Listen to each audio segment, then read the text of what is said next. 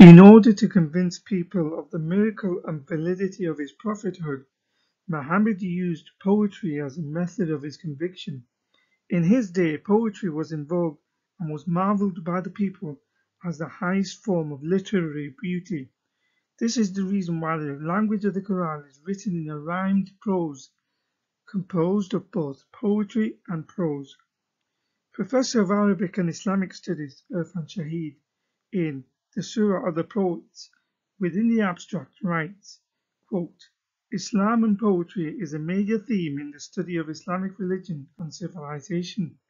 The struggle between the two began during the lifetime of the Prophet in the early Meccan period of the call, and more importantly, is reflected in the Quran itself in Surah 26, titled The Surah of the Poets, hereafter. Unquote. The chapter that the professor is referring to is chapter 26, called Shu'ara, meaning poets. It was revealed because the disbelievers of Mecca were in constant refusal to acknowledge the message of Muhammad, stating that he did not provide enough evidence to support his claim to prophethood. They were not convinced by the so-called miracle speech of the Quran. Instead, they marked him as another poet, but not as good as them. They mocked his message and disparaged his mission. Therefore, it is not true, as claimed by Muslims, that the early Arabs accepted Islam due to the beauty of the Quran. Even within Hadith literature, the early Arabs equated Quran recitation to reciting poetry. For example, in Sunan Nasai 1006, it was narrated from Abdullah that a man came to him and said, Last night I recited Al-Mufassal in one rak'ah. He said, that is like reciting poetry. But the Messenger of Allah used to recite similar surahs, 20 surahs from Al-Mufassal, those that start with Hamim. Professor of Islamic Studies who teaches Arabic literature at Harvard University, Professor Nasir, believes the Quran follows a metric system that matches Arabic poetry. The link is in the description. This is because the Quranic language is indeed based upon a science called al-urud, which is the study of poetic meters. It identifies the meter of a poem and determines whether the meter is sound or broken in the lines of the poem.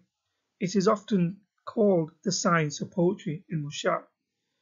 The Encyclopedia Britannica under Islam, page 6 says, quote, Thus the Quran often gives the impression of having been produced by a rather haphazard method of composition, an impression that is further heightened by the fact that certain phrases such as but God is forgiving, compassionate, God is knowing, wise, most of them know nothing, often have little or no apparent connection with the immediate context. In fact, some skeptics claim that these additions served only to produce a needed rhyme.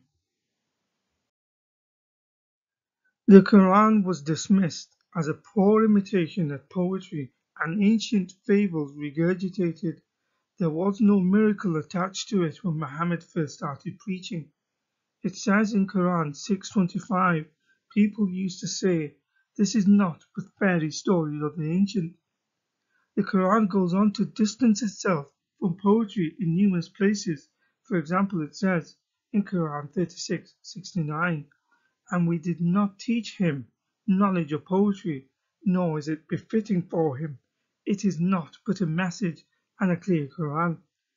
Quran 69:41 says, and it is not the word of a poet, little do you believe. As the poets were the ones who ridiculed the Quran and its style of recitation, it condemns poets in Quran 26 verses 221 to 226 saying, and as to the poets, those who go astray follow them. It likens their speech to deliberate ambiguity only followed by the misguided, astray, perverse, and deviators. The major threat to his convincing that the Quranic message was divine were the poets, who were able to see through the deception and ruse. Muhammad felt threatened by poets and he got rid of them. all of whom mocked him by claiming that their own poetry was better than Muhammad's Quran and that his revelation was only of old fables which he had copied, alluded to in Quran 8:31. Quote, "And when our verses are recited to them, they say, 'We have heard. If we willed, we could say something like this. This is not but legends of the former peoples.'" End quote. Here are the list of poets Muhammad ordered the killings for the crime of mocking him. Despite ordering killings of these poets for mockery, Muhammad used his own poets to mock people. It says in Sahih Bukhari 4124, Al-Bara bin Azib said, on the day of Qurayza siege, Allah's Messenger said to Hassan bin Thabit, "Abuse them with your poems, and Jibreel is with you." To try and set itself as distinct from mere poetry, the Hadith literature also distances the Quran from accusations of poetry. For example, in Sahih al-Bukhari 6154, narrated Ibn Umar, the Prophet said, "It is better for a man to fill the inside of his body with pus than to fill it with poetry." In Sunan Ibn Majah 749, it was narrated from Amr bin Shuhaib from his father that his grandfather said, "The Messenger of Allah forbade buying and selling in the mosque and reciting poetry in the mosque."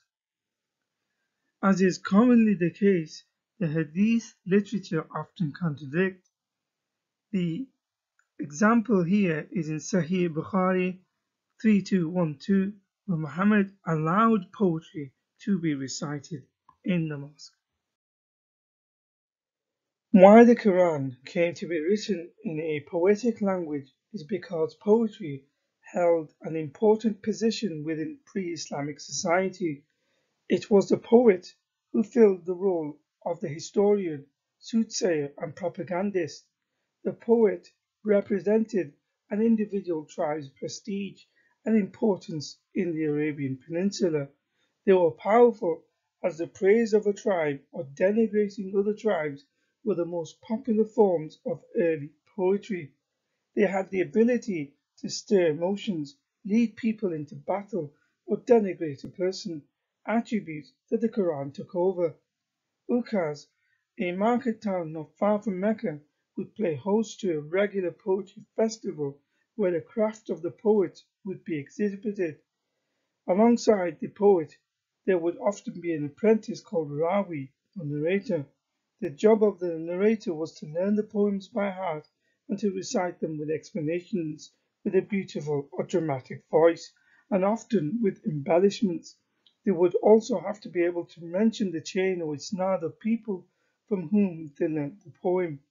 This tradition allowed the transmission of these poetic works and the practice which was later adopted by the Hufaz or Qurra for their memorization and recitation of the Quran, and Rawi for Hadith preservation.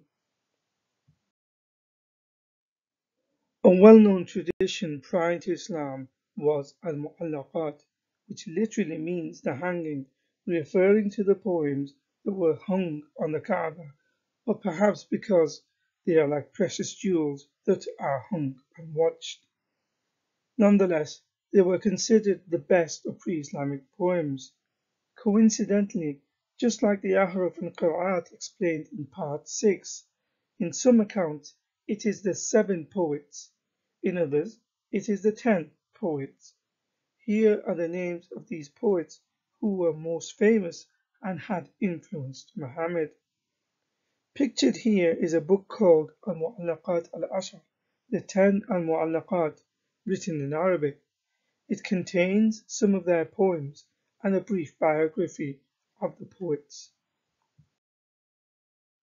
Islamic tradition says Muhammad admired some of these poets and that their poetry even had some sort of a divine message. For example, in Ash-Shama'il al-Muhammadiyah 247, Abu Huraira said, "As the Prophet said, the most poetic saying spoken by the Arabs is the saying of Labid, 'Everything but Allah is surely futile.'" In Sahih Muslim 2256, Abu Hurairah reported, I heard Allah's Messenger saying, the truest word which the poet stated is the word of Labid. Behold, apart from Allah, everything is in vain. Also, Muhammad was accused of taking pre-Islamic poetry and including it directly into his revelation, the Quran.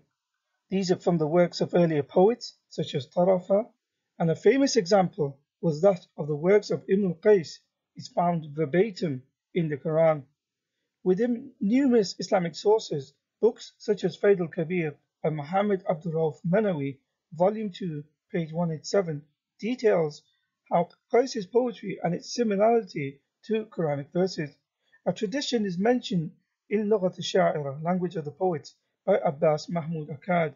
Albeit seeking to distance itself from the incident, it mentions, quote, that one occasion Fatima, the daughter of Muhammad, was reading the verse, the hour has drawn near and the moon must split in two, Quran 54:1. The daughter of Ibn al-Qais heard it and said to her, this is a piece from my father's poetry which your father took. In other versions, it is Ibn al-Qais' granddaughter. Nonetheless, Muslims do not deny such poetry exists. Referenced in Islam the Honest Truth, others such as Dr. Ayman, writing in Language Barrier, offers the theory that the poems were actually written after the time of Muhammad and back projected to the pre-Islamic period. However, to this day, Ibn al-Qais remains the best known of the pre-Islamic poets and has been a source of literary and national inspiration for Arab intellectuals into the 21st century. In his entry in the Dictionary of Literary Biography, Volume 311, Tahir Ahmed Makki says about him on page 212, the prince poet Ibn al-Qais of the tribe of Kinda is the first major Arabic literary figure. Verses from his Al-Mu'allaqah, one of the 7 poems prized above all others by pre-Islamic Arabs, are still in the 20th century the most famous and possibly the most cited lines in all of Arabic literature. The Mu'allaqah is also an integral part of the linguistic, poetic, and cultural education of all Arabic speakers. As an illustration of plagiarism, in this slide, highlighted in red boxes, is the exact same wording from Ibn al-Qais' poetry found in the Quran. For more information on plagiarism, please refer to Islam the Honest Truth, which also details the classical commentaries for these verses, including Quran chapter 99. It should not come as a surprise, because despite outwardly criticizing poetry, Muhammad kept himself surrounded by poets and admired it. After all, poetry was an important part of Arabian culture at the time, so he fraternized with poets. From them, there were 3 well-known poets he was especially close to. These were Number 1, Hassan ibn Thabit, who was the best known for his poems in defense of Muhammad. He is also regarded as Islam's first religious poet, who used phrases from the Quran in his poetry and was instrumental in spreading the message of Muhammad. Number 2, Abdullah ibn Rawaha was Muhammad's scribe as well as his personal poet. Number 3, Ka'b ibn Malik. Before he became Muslim, he was considered to be one of the 5 greatest poets in Medina. He was also chastised by Muhammad for not participating in the Battle of Tabuk. Even Islamic sources mention Muhammad's admiration for poetry. Without mentioning the name of the poet, it says in Sahih al-Bukhari 3906, narrated Urwa bin az-Zubayr, thus the Prophet recited the poem of some Muslim poet whose name is unknown to me. An illustration of just one of them and how Muhammad imitated their poetry. Consider Ibn Rawaha. It says in a hadith that Muhammad frequently recited his poetry. For example, in Ash-Shama'il al-Muhammadiyah 240, when Aisha was once asked if Muhammad ever imitated poetry, she said he used to imitate the poetry of Ibn Rawaha, and he would imitate his saying, "You will be brought to news." In Al-Adab al-Mufrad 867, Shurayh asked Aisha if Muhammad ever recited poetry. She said he used to recite some of the poetry of Abdullah ibn Rawaha. Same thing again in Tirmidhi. Aisha said Muhammad would say parables with the poetry of Ibn Rawaha, saying, "News shall come to you from where you did not expect it." Muhammad recited poetry proudly, and they were described as verses, very much as the Quran is described. For example, in Sahih al-Bukhari 3034, narrated al-Bara, I saw Allah's Messenger on the day of the Battle of the Trench, carrying earth till the hair of his chest were covered with dust, and he was a hairy man. He was reciting the following verses of Abdullah bin Rawaha: O Allah, were it not for you, we would not have been guided, nor would we have given in charity, nor prayed. So bestow on us calmness, and when we meet the enemy, then make our feet firm. For indeed, yet, if they want to put us in affliction, we would not flee, but withstand them. The Prophet used to raise his voice while reciting these verses. Found in numerous Islamic sources, some of the links are below in the description box, of Muhammad asking Ibn Rawaha how to compose a poem. Some Quranic verses were revealed, allowing some poets and their poetry acceptable. For example, it says in Tafsir al-Tabari, Hassan ibn Thabit, Ibn Rawaha, and Ka'ab were crying when they heard Quran 26:224, and the poets, only the deviators, follow them. They complained to Muhammad, so verse 26:227 was revealed, except those who believe, do good, remember Allah often, and poetically avenge the believers after being wrongfully slandered. The wrongdoers will come to know what evil end they will meet. After this was revealed, they felt content. A shorter version of this account is also explained in Tafsir Ibn Abbas here. Many hadiths state that it's good in poetry and how Muhammad and his companions would recite it to each other. All the sources are cited in Sunnah.com. For example, in Ash-Shama'il al-Muhammadiyah 246, Jabir ibn Samura said, I sat with the Prophet for more than 100 times, and his companions used to recite poetry to one another. They would also reminisce over things relating to the pagan era, while he was silent and sometimes even smiled with them. Muhammad said there was wisdom in poetry, Hadith 1940, Shawalillah. Indeed, in poetry there is wisdom, and in eloquence there is magic. In Sahih al-Bukhari 6145, narrated Ubay bin Ka'ab, Allah's Messenger said, some poetry contains wisdom. In these two hadiths, in the Arabic, it says min meaning from, not some as the English is translated. In Sunan Abu Dawud 5010, Ubay bin Ka'b reported the Prophet as saying, in poetry there is wisdom. Poetry and the claim to prophethood often went together in ancient Arabia. Muhammad was not the first to combine these two factors. For example, Umayyah ibn Abi Salt was a contemporary, and as a poet older than Muhammad, he also preached about the Abrahamic faith by way of poetry on subject matters such as the creation of the world, the angels, the deluge, the resurrection of man, and so on. Islamic traditions claim he wanted to be a prophet just as Muhammad was. However, Muhammad regarded him a deviant who led others astray and did not accomplish his mission. There is an allusion to him in Quran 174-5. For example, in Asbab al-Nuzul it says, quote, this verse was revealed about Umayyah bin Abi Asad, who had studied the scriptures and knew that Allah was about to send a messenger at around that time.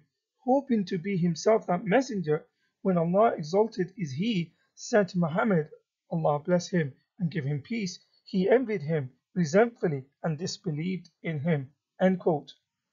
Despite this, Muhammad was the one who greatly admired him and learned poetry from Umayyah. It says in Sunan ibn Majah 3758, narrated Amr bin Sharid that his father said, quote, I recited 100 verses of the poetry of Umayyah bin Abu Salt to the Messenger of Allah, and after every line he said, more, and he said he nearly accepted Islam. There are many hadiths that confirm Muhammad's admiration for Umayyah's poetry. In Adab al-Mufrad 869, Sharid said, the Prophet, may Allah bless him and grant him peace, asked me to recite the poetry of Umayyah bin Abi Salt, and I recited it. The Messenger of Allah, may Allah bless him and grant him peace, began to say, go on, until I had recited 100 lines. The Prophet said, if only he had become Muslim. In Al-Adab al-Mufrad 799, Sharid said, the Prophet, may Allah bless him and grant him peace, rode with me behind him and said, do you know any of the poetry of Umayyah bin Abi Salt? Yes, I replied, and recited a line. Go on, he said, until I had recited 100 lines. In fact, Umayyah has a huge collection of poetry that can easily be related to the Quran because he preached a similar message to what later became the Quran. It was so good that Muhammad said this about him, quote, his poetry believed, yet his heart did not. For more information about Umayyah and his works, please refer to the research conducted by Oxford University's N. Sinai and also to the research by Al-Makin from the State Islamic University in Indonesia. Another contemporary to Muhammad who used poetry to rouse and influence people was a figure by the name of Abbas ibn Mirdas. He converted to Islam in 628 AD and participated in the Battle of Hunain in 630 AD. Ibn Hisham in his Sirah, page 460 to page 70, mentions a story about an idol called Dimar that Abbas inherited from his father. The idol starts to speak about a prophet, which motivates Abbas to convert to Islam. In Diwan, page 110 to 112, Abbas claims to have led 1,000 warriors to Hunain with the influence of his poetry. As a result of his efforts, he demands more booty from Muhammad. At-Tabari in his Tariq, page 174 to 175, mentions Abbas's discontent with how much booty he was allotted. Muhammad responds to him with the words, let him shut up.